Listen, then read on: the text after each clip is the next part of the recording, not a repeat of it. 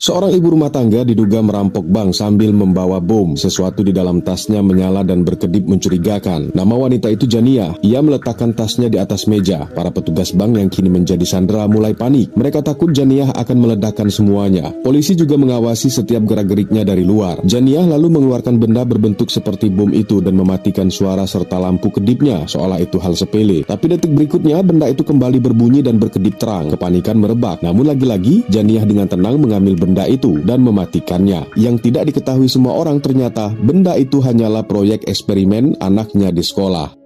Jania sebenarnya terjebak dalam situasi tak terduga. Ia masuk ke bank dalam kondisi mental yang sedang tertekan berat. Karena membawa sesuatu yang menyerupai bom dan senjata milik perampok sebelumnya, ia disangka merampok bank. Kepada detektif Ray yang mencoba membujuknya, Jania pun mengungkapkan semuanya tentang hidupnya yang terasa begitu tidak adil. Ia pernah ditilang padahal tak bersalah karena sedang buru-buru akan membawa anaknya ke rumah sakit. Namun karena itu kendaraannya disita dan ia tak tahu lagi bagaimana harus membawa anaknya ke dokter. Hari itu juga ia diusir dari kontrakan karena belum sempat membayar. Padahal ia sudah berjanji. Ia berjuang sendirian sebagai ibu tunggal, menghidupi anaknya dan mencari uang untuk membeli obat yang sangat mahal harganya. Dan semua menjadi lebih buruk saat petugas sosial datang mengambil anaknya hanya karena ada sedikit memar di tubuh sang anak. Padahal anaknya itu jatuh sendiri di kamar mandi karena ia ingin mandiri. Tapi petugas menyebutnya lalai. Hari itu ia bahkan dipecat dari pekerjaannya. Saat bosnya dirampok, ia secara naluriah merebut senjata perampok dan menembaknya. Tapi alih-alih dianggap pahlawan, ia malah dituduh bersekongkol dengan para perampok. Dalam tekanan yang luar biasa, mentalnya runtuh. Hingga akhirnya ketika bosnya akan melaporkan ia ke polisi, ia menembak bosnya sendiri.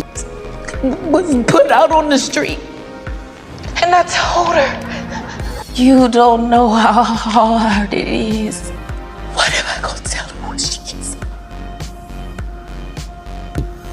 Pengakuan Jania membuat detektif Ray terdiam dan tersentuh. Sementara itu, siaran langsung di media sosial membuat masyarakat turut menyaksikan dan mendengar semuanya. Mereka tidak lagi memandang Jania sebagai ancaman. Mereka mulai memahami, mereka mulai berempati. Namun membujuk Jania untuk menyerah tak semudah itu. Di luar bank, ada dua polisi yang pernah berkonflik dengannya. Salah satunya adalah yang dulu menilangnya, dan satunya lagi adalah polisi yang sempat mengancamnya. Dalam kondisi mental yang sangat rapuh, Jania takut jika keluar, ia akan langsung ditembak oleh mereka.